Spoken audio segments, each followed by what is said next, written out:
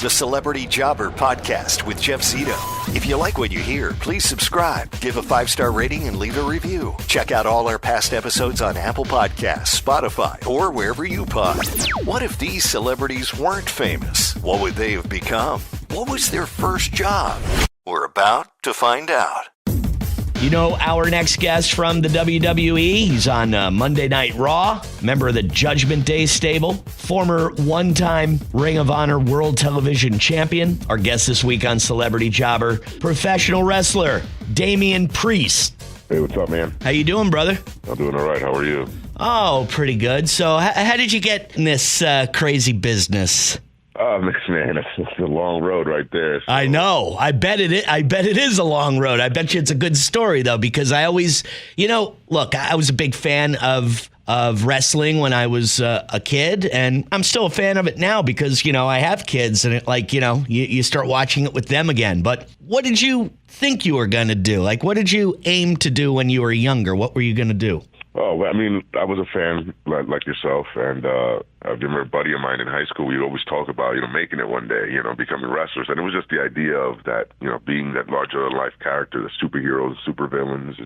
And I used to fight in martial arts, and when it didn't look like there was much of a future in that, I wasn't sure what I was going to do, and my buddy was like, hey, let's do this wrestling thing. To me, I was like, how? Do we just show up and say, right. I want to wrestle? Yeah. And he was like, no, like anything else, you got to go to a school and train and learn. And I was like, okay. So he found one and at the time I was living in North New Jersey.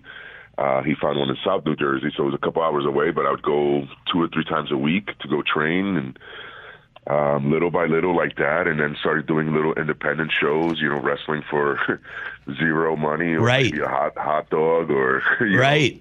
If I got lucky, I'd get a few dollars for gas, $5 or something. And this went on for years, and a lot of tough roads, where, at one point I was living in the street basically because I didn't have anything, and go food shopping at dollar stores. Right. That it had nothing. So it was definitely tough because it's not rewarding, at first. It's actually, you said it like a rock star. I compare it to that because, when bands or artists are trying to make it, they struggle. They're working for nothing just to get noticed and an opportunity. So that's basically it's the same thing in that sense. You're not really making anything. You're doing it just to get noticed. Hopefully somebody just happens to be there. And at the same time, you're getting experience and getting your reps in. But let's rewind and tell me where you're from and what kind of job maybe your mom and dad had. So I was born in New York, but I was raised in Puerto Rico. And then my parents split. So my mom had taken me to Puerto Rico when I was really young. And then she had gotten sick, so that I moved back with my dad in New York, in the Bronx.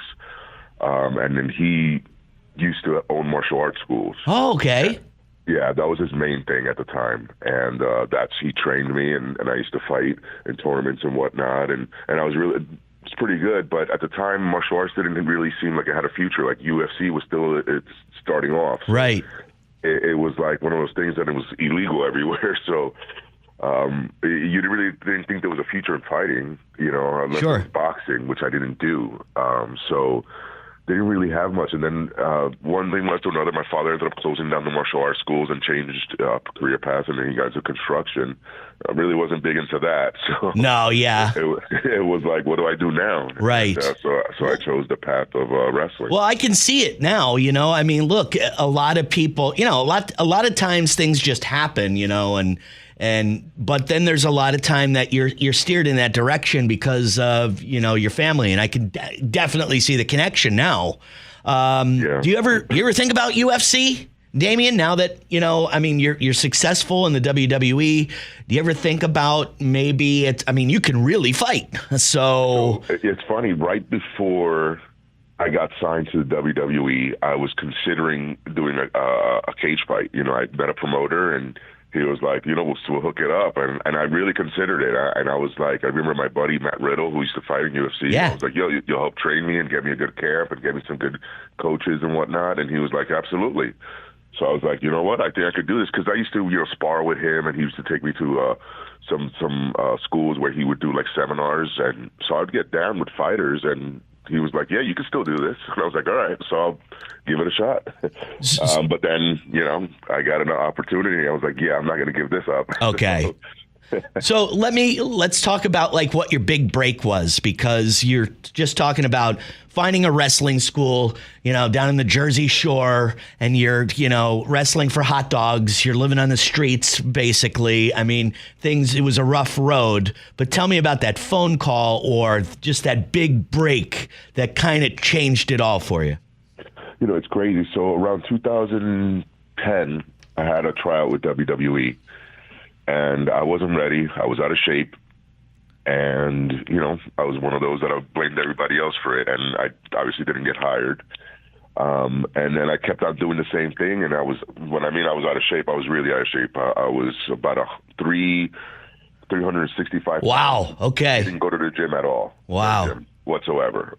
So I was not in good shape. And, but I didn't understand why I wasn't getting opportunities. And one day it just clicked.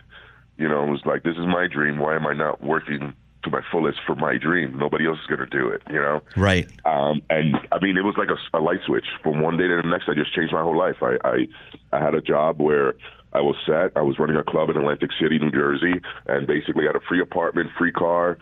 And I was like, you got my 2 weeks notice. I don't want to do this anymore, because they wanted me to not wrestle on the weekends and just be there. And I was like, yeah, I'm not going to do that. So I was like, well, now I really got to give it my all. And then in 2015, I got another tryout, and I came in shredded and in really good shape, and everybody liked me, and it was good, but there was nothing for me at the time. And I ended up signing with another company that gave me an opportunity. And again, the following year, I called WWE to see if there was anything, and they were like, no. So I kind of gave up on that dream of working for WWE, but I was okay with it. I was okay with, I'll still wrestle. I'll still be okay, and I'll just be positive about it. Whatever comes my way, I'll take it. A year later, I get a phone call. Hey, are you still in the contract? No? Okay, we'd like to give your number to so-and-so and see if you'd like to come in and work for us. Wow. And I was like, is this for real? I was like, is this a joke? Because it's just not funny. Right. And that's how it happened, and it happened really fast. I was working for Ring of Honor, and I was their television champion, and then WWE wants to sign me, and I wasn't working on the contract at that time, so I did an all-in event, which is, I guess, AEW, right, while being the Ring of Honor television champion, signed to WWE. Wow. I mean, and it's just like all the hard work pays off for, it's not like luck either, because, you hear a lot of guys and it's like, yeah, my lucky break or whatever, but it's not, because, you've been preparing for this moment, your whole life. And then all of a sudden that phone rings or whatever it is, that one thing happens that changes your life forever. Yeah. So, what next? What do you think, Damian? What do you think after the WWE? I mean, you could do it for a long time. I mean, me and you were close to the same age, so, I don't consider myself a young man, but you got some time. Yeah, exactly. Like, I know I'm not a young man, but the world is different now, and athletes are different, and I feel younger than I did 10 years ago, especially the fact that I'm, the weight I lost, and, that I train all the time now. Right. It's a completely different animal. So, I don't see, and there's no end in sight right now. Do you know what I mean? Like, right. I'm not even thinking that. So, but after, when it's all done, I don't, it's one of those things that I'm not sure, but I love this business. So whatever I do, I'm probably going to stay involved in this business somehow, whether it's coaching, producing, something. But I feel like I'd have to stay in the business just because I love the company. I love what I do. And there's nowhere else I'd rather be. And I can tell you there's a spot for you probably in the business, because from the time I, had my relationship with the WWE, and they'd bring me, into the ring to, announce some of the matches or whatever. I'd be greeted by, the late Howard Finkel, ring announcer. I'd go backstage. I'd see Pat Patterson, doing something. I'd see all these legendary guys having a role with the company somehow. So it was like so fun for me to go backstage as a wrestling fan and see some of the older guys, the guys that I grew up with, the guys that I watched in the 80s, all kind of still in that WWE fraternity and they have some kind of role with the company. I think you're in the right spot to where you'll be working with them. That's the goal. And it is pretty cool, getting to see, because I go through it now and I have all these people that I grew up watching, and I'm there, I work with them in the backstage and whatnot, and it's pretty neat. Who is your best friend, or, like the guy that you'll hang around with the most at work? Well, I mean, I got a little bit of a faction, so the judgment thing, those are my peoples. If anything, Rhea Ripley, she's like my best friend. Really? To be honest. But Dominic and Finn Balor as well.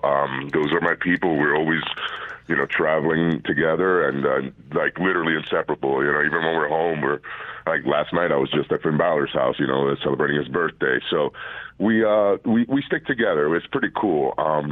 And then outside of the Judgment Day, I have my buddies, where Austin Theory and Matt Riddle, right, and a few others that we usually travel together and hang out when we're not beating each other up in the ring. Right. Well, it's funny to know that reality. I guess it reality imitates. What do they say? Fiction imitates. I don't know what the saying is, but it's fun to see that in real life.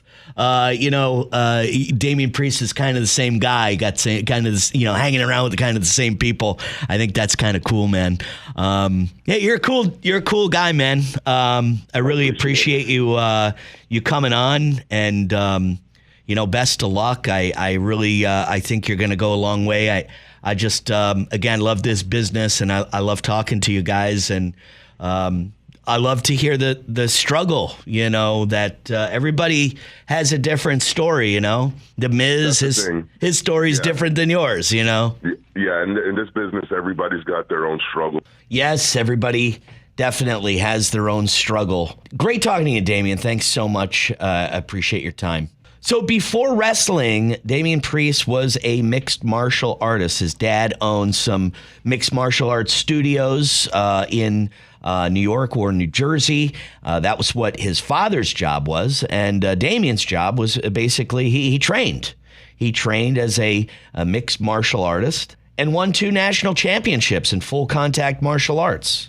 He said after his dad closed the studios down, he kind of went into construction, and Damian didn't seem too interested in construction, so he figured he'd go full bore into this wrestling thing. Now, when he was working at a club in Atlantic City, New Jersey, he said everything kind of clicked. He said, I got to really focus on my dream, and then, of course, the call, his big break actually happened. And that's it, a phone call out of the blue.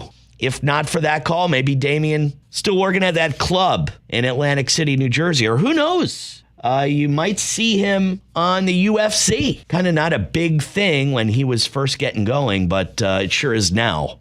Everybody's got a story. And if not for that big break, who knows what would have happened to Luis Martinez, a.k.a. Damian Priest, from the Judgment Day stable, the WWE. Hey, thanks again for listening. Please, if you like this podcast, give us a 5-star rating, leave a review. Follow us on Instagram, Celebrity Jobber Podcast. Past episodes up on celebrityjobber.com.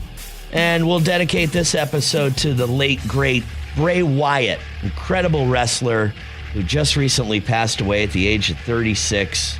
Such a tragedy. Rest in peace, my good man. Until next time, this is the Celebrity Jobber Podcast. I'm Jeff Zito.